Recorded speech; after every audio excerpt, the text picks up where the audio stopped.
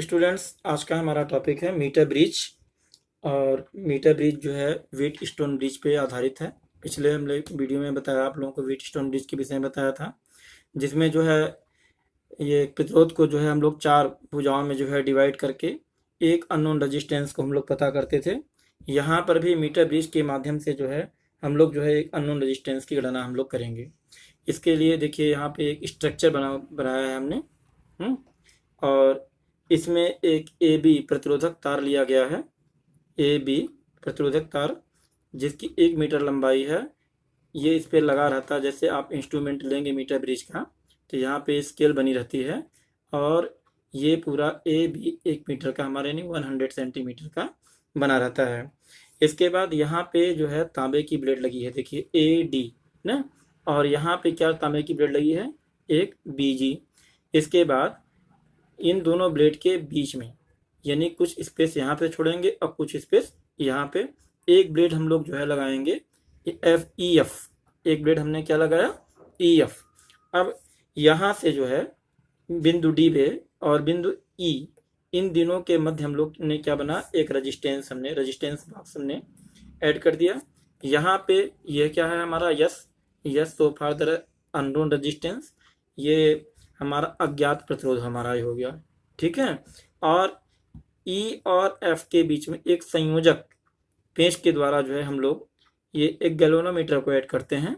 उसका एक सिरा जो है इस संयोजक पॉइंट से जुड़ा रहता है, इसका दूसरा सिरा जो है जॉकी से ऐड रहता है, यानी एक सर्पिल कुंजीर होती है जिसको जॉकी बोलते हैं, और जो कि इस पर जो है, इस तार पर जो है स्पर्श कराई जाती है, जो इस तार पर जो है हम लोग स्पर्श करते हैं। अब इसका जो है, इसको एक बैटरी से हम लोग जोड़ते हैं और धारा नियंत्रक से। यहाँ हमारी कुंजी खे लगी हुई है, जब हम कुंजी को दबाते हैं इसमें धारा बहना शुरू होती है। तो ये बिंदु ए पर आने के बाद ये जो है 2 भागों में बढ़ जाती है।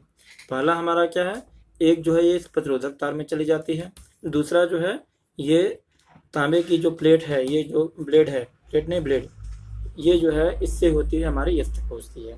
अब यहाँ पे हम देखते हैं इस प्रकार से ये जो हमारा मीटर ब्रिज है, ठीक ना, ये मेरा मीटर ब्रिज जो है ये हमारे 4 भागों में विभक्त हो जाता है। पहला क्या है, प्रतिरोधक तार का भाग AC। देखिए AC कब, जब हम इसमें जो है करंट फ्लो होता है और ये गैल्वेनोमीटर का जो सर्पिल कुंजी है अर्थात जॉकी है, इसको हम आगे पीछे करते हैं तो एक स्थिति ऐसी आती है कि इसमें मतलब इसमें देखिए विक्षोभ शुरू हो जाता है, इसमें गैल्वेनोमीटर में डिफ्लेक्शन होता है। और एक पूंजी जब इसका जो है प्रतिरोध कोई एक निकाल देते हैं तब पर भी जो है डिफ्लेक्शन होता रहता है। एक स्थिति हम लोग ऐसी लाते हैं जबकि डिफ्लेक्शन हमारा शून्य हो जाए, यानी डिफ्लेक्शन हो ही नहीं, ठीक। तो उस कंडीशन में हम देखेंगे कि ये हमारा जो मीटर ब्रिज है ये 4 भागों में विभाजित हो गया। जैसे व्हीट स्टोन होता था, एक हो गया हमारा क्या, प्रतिरोध तार का भाग AC, दूसरा हमारा क्या हो जाएगा, प्रतिरोधक बॉक्स R, ठीक। एक हो गया हमारा रेजिस्टेंस बॉक्स R, तीसरा हमारा क्या हो जाएगा, ये आपका अननोन रेजिस्टेंस,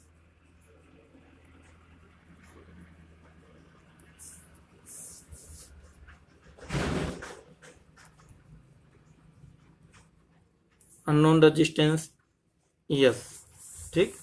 इसके बाद चौथा हमारा क्या हो गया, चौथा हमारा हो जाएगा left part of resistance wire, यानी कि प्रतिरोधक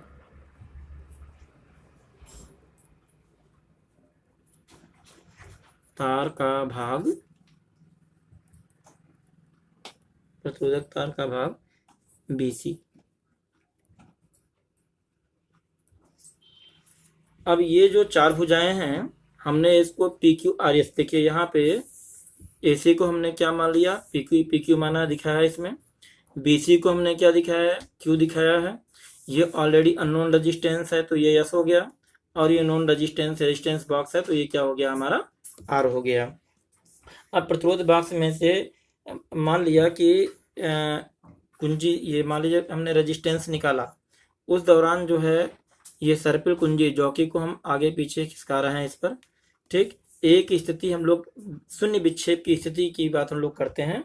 तो शून्य विक्षेप की स्थिति में ए बी पर लंबाई क्या हो जाएगी, मान लिया कि ये हम लोग आगे पीछे कर रहे हैं, सरका रहे हैं, इसमें खिसका रहे हैं, ये यहाँ पर जो है देखिए एक पॉइंट आ गया आपका सी पे आने पे मान लिया कि विक्षोभ हमारा क्या होता है, 0 हो जाता है। ठीक, इस पूरी लंबाई हमारी कितना है, एल मीटर। तो ये तो हमारा पूरा एल मीटर है, तो ये क्या हो जाएगा हमारा 100 माइनस एल। ये पूरी लंबाई क्या है, एल है, और ये हमारा क्या हो गया 100 माइनस एल, यानी कि ए सी बराबर क्या है, एल सेंटीमीटर, और बी सी बराबर क्या हो जाएगा, या सी बी, ये हो जाएगा हमारा 100 माइनस एल। क्यों, क्योंकि ये पूरी तार की लंबाई क्या है, 1 मीटर यानी 100 सेंटीमीटर है। जब ये यल लंबाई पर हमारा जो है, यानी कि ए सी का मान हमारा यल है, तो बी सी का मान हमारा क्या बचेगा, 100 माइनस एल। अब ए सी को जो है प्रतिरोध हम लोग देखते हैं। अब हम लोग भुजाओं से तो काम चलना है नहीं, हम लोग रेजिस्टेंस की गणना करनी है। तो ए सी रेजिस्टेंस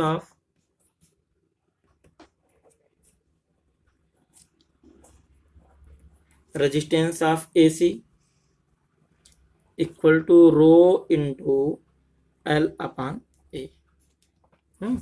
ये डेफिनेशन है ना, A C equal to rho into L upon A. Resistance of B C B, तो ये क्या हो जाएगा रो। हमारी भुजा कितनी बची, 100 माइनस एल, यहाँ भी हमने लिखा है 100 माइनस एल, तो ये क्या हो जाएगा रो 100 माइनस एल अपान ए। ठीक, अब इन्हें बैलेंस पोजीशन,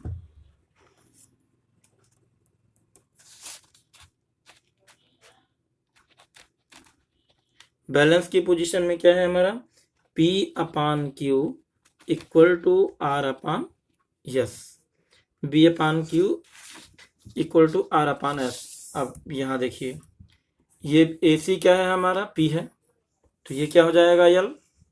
ठीक है, यानी रेजिस्टेंस ऑफ ए सी। और ये देखिए बी सी, ये हम लोग क्या दिखाए हैं क्यू, इसका मतलब रेजिस्टेंस ऑफ बी सी। तो ये हमारा हो गया P का मतलब हुआ हमारा rho L upon A upon rho 100 minus L upon A equal to R upon S. Rho cancel out, ठीक है, ए कैंसिल आउट हो जाएगा हमारा, तो हमारा बचेगा क्या, L upon 100 minus L,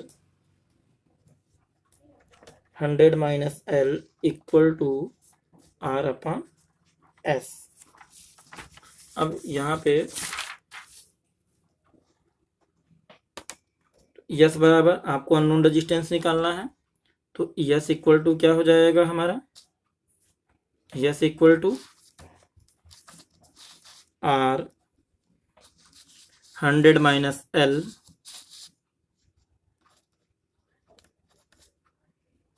upon L क्या ओम। ठीक है, इस प्रकार से हम किसी मीटर बीज के द्वारा जो है इस स्ट्रक्चर, अर्थात इस तरह से हम इसका एक परिपथ तैयार करके हम लोग किसी अननोन रेजिस्टेंस की गणना कर सकते हैं। हम लोग किसी अननोन रेजिस्टेंस की गणना की जा सकती है।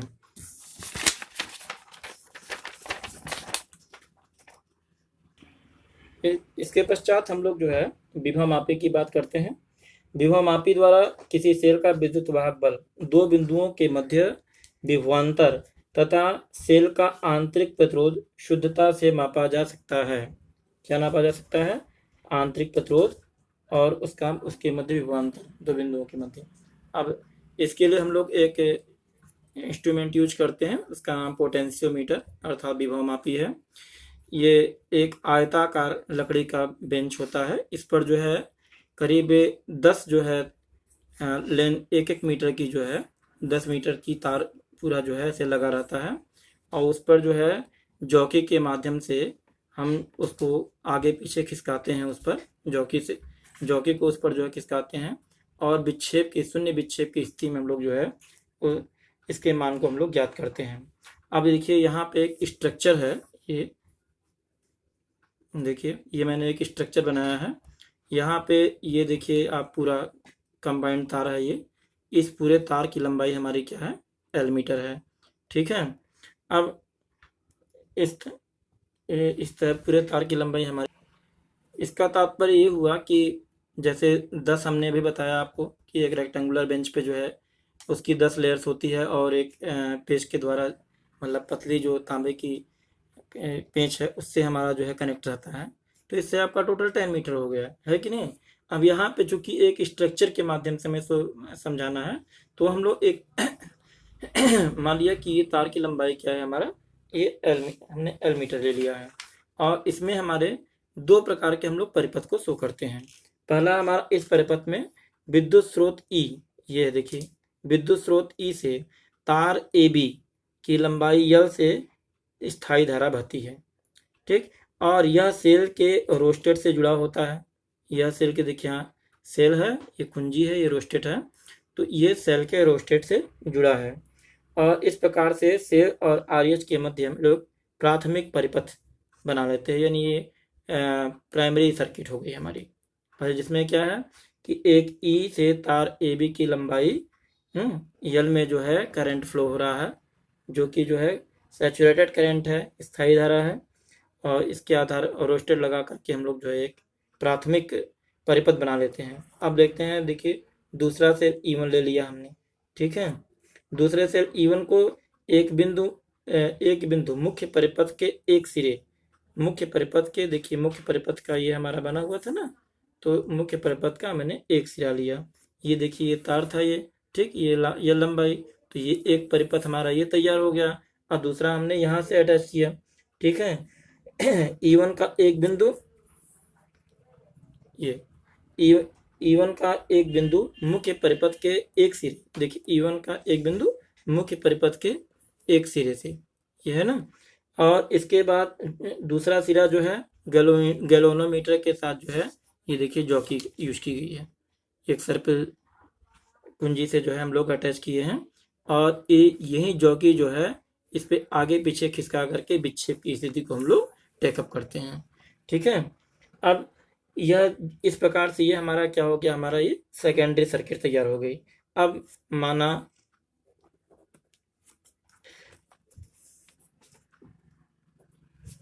आई करंट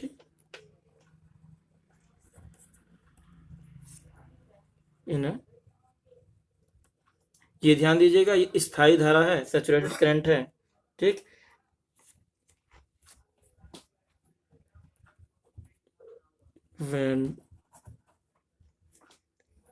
डिफ्लेक्शन भी 0, कब, जब शून्य विक्षेप की स्थिति हो, यानी जब इसको हम लोग जॉकी को हम लोग जब इस पर चलाएंगे, तो यदि ये शून्य विक्षेप की स्थिति हो जाएगा, तो उस दौरान जो है हमारा क्या हो जाएगा, भी जो है यानी कि सेल का, यानी कि विभवांतर जो है हमारा E के बराबर हो जाएगा, V इक्वल टू विद्युत वाहक बल के बराबर हो जाएगा। अब हमने बताया कि इसमें धारा स्थायी है, जैसा कि हमने जो है टर्मिनल विभवांतर में बताया था आपको कि यदि जो है धारा I शून्य हो, तो उस कंडीशन में जो है विभवांतर क्या हो जाता है, विद्युत वाहक बल के बराबर हो जाता है, V इक्वल टू E। वही कंडीशन यहाँ पे भी है, जब विक्षेप हमारा शून्य हो गया, इसके बाद इसका मतलब ये हुआ कि no current, so V equal to E। अब देखिए AB E इक्वल टू क्या हो जाएगा, तार AB पर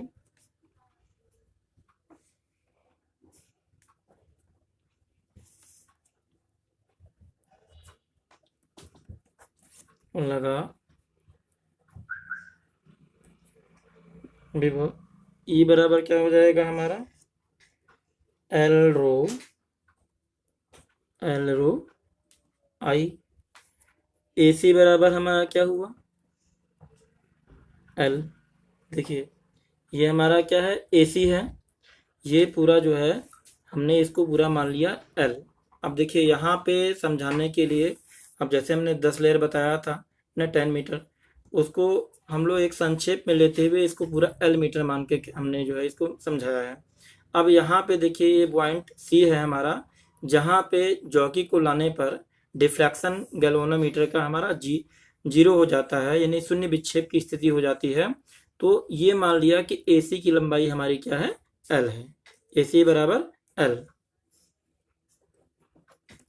ठीक, अब E बराबर यहाँ मैंने मत बताया है लो रो L रो आई, L for the whole length, ये पूरी लंबाई है, ये जो है रो आई, तो एज ए फार्मूला। तो E1 बराबर क्या हो गया हमारा, L रो आई, ये फॉर फर्स्ट सर्किट, ये जो हमने प्राइमरी सर्किट के लिए बताया है उसके लिए हो गया, ये जो है द्वितीय। अब दोनों को कंपेरिजन कर लेते हैं, विद्युत वाहक बल की तुलना होती है, तो ये क्या हो जाएगा, E बटे E1 बराबर,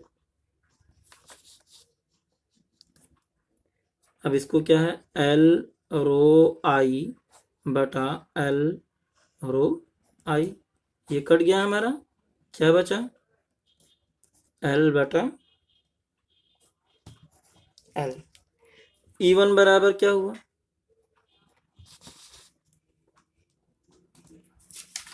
L अपान L इंटू E।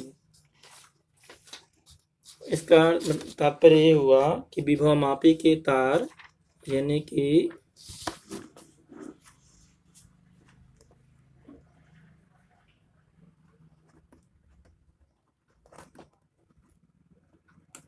मीटर के तार AB से प्रवाहित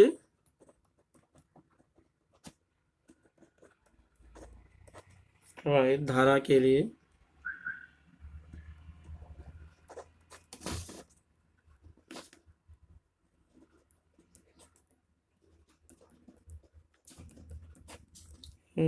लिए तार की किसी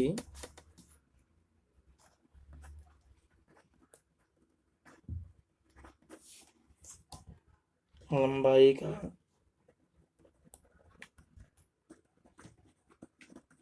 विभव तार की लंबाई के समानुपाती होता